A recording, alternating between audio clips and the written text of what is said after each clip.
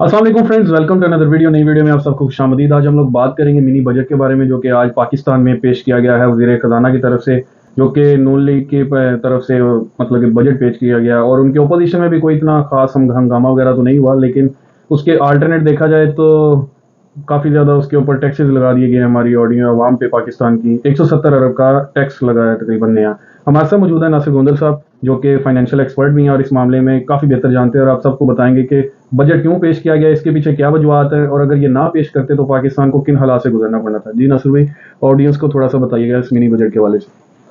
तो जी अली भाई अस्सलाम वालेकुम।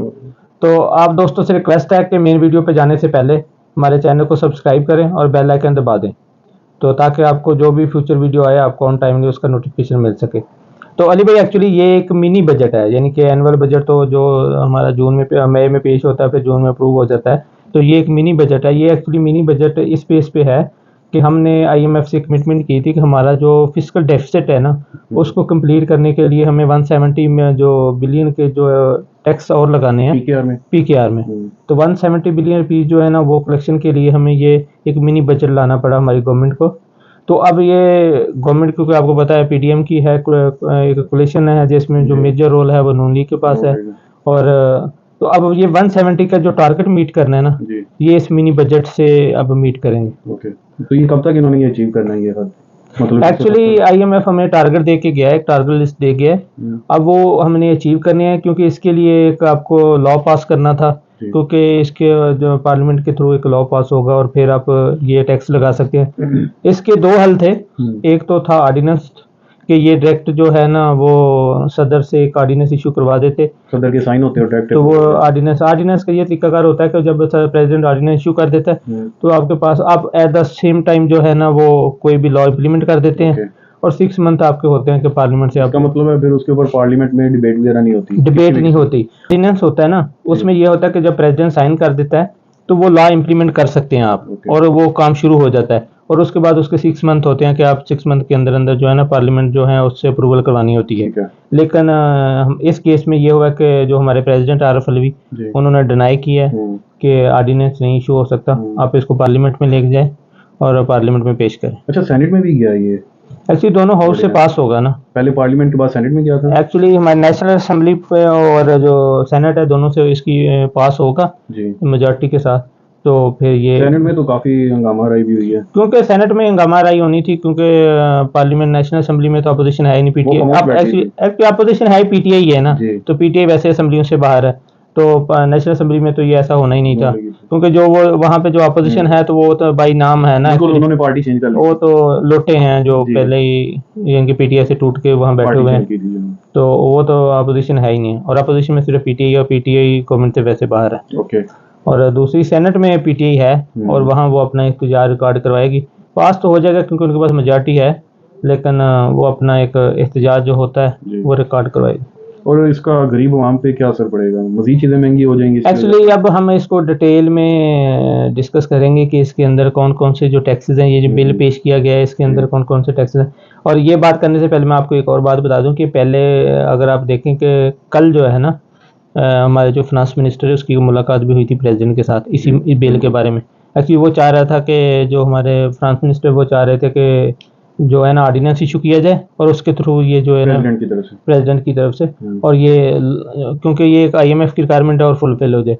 तो लेकिन प्रेसिडेंट की ने इसको डिनाई किया और उसने कहा कि आवाम को पता भी चलना चाहिए कि हो क्या रहा है। हाँ, तो वो जब पार्लियामेंट में पेश होगा इसमें डिबेट होगी, थोड़ी बहुत बातचीत होगी, और पूरी एक जैसे उसने आज तकरीर की है तो उसने अब आवाम को पता चल गया कि कौन कौन से टैक्सेस, कौन कौन सी चीज़ें जो है ना वो आएंगी, कितना टैक्स लग रहा है।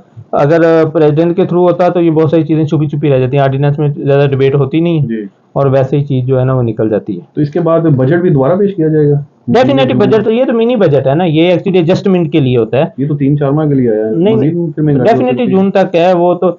ये एडजस्टमेंट जब आप एक एनुअल बजट होता है उसके बाद मिनी बजट आपने इसलिए कि अगर आपको कहीं यानी कि कोई वक्त की वजह से या किसी डिमांड की वजह से कोई चीज़ चेंज करनी पड़ती है तो आप उसको मिनी बजट कहते हैं। मिनी मॉडिफाई करके पेश करें। उसमें डेफिनेटली आपने अगर बजट के अंदर कोई भी लॉ टैक्स नया लगाना है, कुछ भी लगाना है, तो लॉ में चेंज करना पड़ेगा ना आपको। तो लॉ चेंज करने की आपको बिल लेके आना पड़ेगा पार्लियामेंट से और अप्रूवल लेनी पड़ेगी। इसी तरह ही आप कर सकते हैं, क्योंकि ये किसी भी और अथॉरिटी के पास ये चीज़ें नहीं है ना, तो वो ऐसे ही टैक्स का रेट बढ़ा दे या कुछ भी बढ़ा दे, तो ये पॉसिबल नहीं है। तो ये पेट्रोल की प्राइसेस और थोड़ा सा बताइएगा कौन कौन सी चीज़ों में इन्होंने प्राइस एक्चुअली इसमें पहली चीज़ तो जो सबसे बड़ी की है वो ये है, जीएसटी का रेट जो है ना वो 17 से 18% कर दिया। तो अब समझ लें कि जो चीज़ पहले 117 की आ रही थी ना, वो अब 118 रुपए की आएगी। तो 1 रुपया तो यहाँ जो सीधा 117 पे 118 रुपये जो है ना वो रेट ज़्यादा हो गया। जैसे 100 वाली चीज़ जो पहले 117 की थी जीएसटी इंक्लूड करके, अब 100 वाली चीज़ जो है वो 118 की है। तो ये एक तो ये है मेजर जो। उसके बाद इन्होंने कुछ लग्जरी आइटम है ना, जैसे कह लें कि सिगरेट, कोल्ड ड्रिंक, उन पे रेट इन्होंने ज़्यादा बढ़ा दिया। उस पे जो पहले 16 था शायद, उसको बढ़ा के 16 या 17 था, उसको बढ़ा के 25 तक ले गए हैं। और ये शादी हॉल, तो शादी हॉल पे भी इन्होंने जो है ना वो भी टैक्स रेट जो है ना वो बढ़ा दिए हैं जीएसटी के जो हैं। और इसके अलावा जो यानी कि सर्विंग सर्विस थी, जैसे आप कोल्ड ड्रिंक जो जैसे होटल आगे सेल करते हैं, ये लग्जरी आइटम है, तो हाँ, तो वो भी उसके ऊपर भी इन्होंने 25% जो है ना, और उस सर्विस के ऊपर 10% जो है ना वो रेट बढ़ा दिया, यानी कि जीएसटी भी लगेगा जो जो सर्विस प्रोवाइड की जाएगी। इस तरह की ये जो सारी एक्टिविटी हैं, और क्या एक्चुअली नेट रिजल्ट जो है ना 170 बिलियन का जो ना टैक्स रेवेन्यू वो कलेक्ट करना है। तो अब ये जीएसटी जो है ना ये तो एक्चुअली इनडायरेक्ट टैक्स है, ये हर चीज़ पे ही चार्ज होगा जो कि विद इन द कंट्री जो इस्तेमाल होती है। ये इलेक्ट्रिसिटी पे भी चार्ज होगा, ये फ्यूल पे भी चार्ज होगा, ये खाने पीने की चीज़ों पे भी चार्ज होगा, हर चीज़ पे आपको ये मिलेगा और उस पर इसका इफेक्ट जाएगा। अच्छा, नेक्स्ट नसर भाई ये बताइएगा कि ये जीएसटी ही क्यों लगाते हैं, इसके अल्टरनेट कोई और तरीका नहीं है टैक्स इकट्ठा करने का?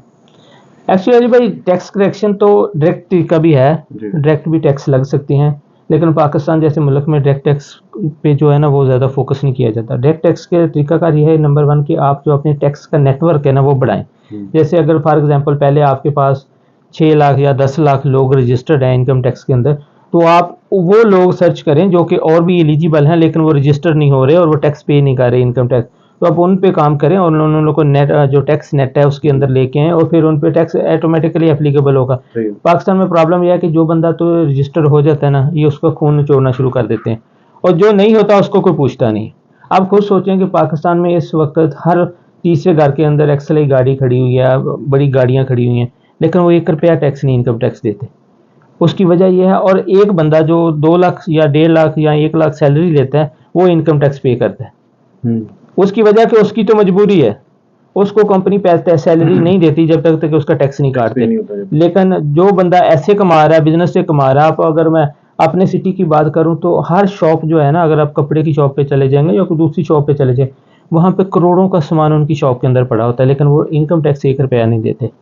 तो ये जो टैक्स नेट का बढ़ाना है ना, एक्चुअली क्योंकि ये एक मुश्किल काम है, इसमें गवर्नमेंट को जो है ना उनका वोट बैंक खराब होता है, क्योंकि लोग एहतजाज करते हैं, ये करते हैं, ये उनके डर से जो है ना वो काम नहीं करते। जो आसान तरीका है ना उसकी तरफ चले जाए। सेल टैक्स एक आसान तरीका है, कोई सेल टैक्स बढ़ाएंगे तो सेल टैक्स तो हर बंदे पे चार्ज हो जाना है, और किसी ने चूं पां भी नहीं करनी, और इंडस्ट्री को इसका नुकसान नहीं, क्योंकि ये एक समझे कैरी फॉरवर्ड टैक्स होता है, यानी कि इंडस्ट्री से ये गवर्नमेंट ने कलेक्ट करना है, इंडस्ट्री ने आगे फॉरवर्ड एंड कंज्यूमर को कर देना है। एक्चुअली तो ये एंड कंज्यूमर पे चार्ज होना है। तो उस वजह से अब इसमें एक इन्फ्लेशन का फैक्टर आता है ना, जो चीज़ अब समझने कि मैंने आपको पहले बताया कि जो 100 रुपए की 117 की पहले सेल होती है, अब 118 की सेल होगी, तो यानी कि ये एक इन्फ्लेशन का फैक्टर आएगा और महंगाई बढ़ेगी इससे।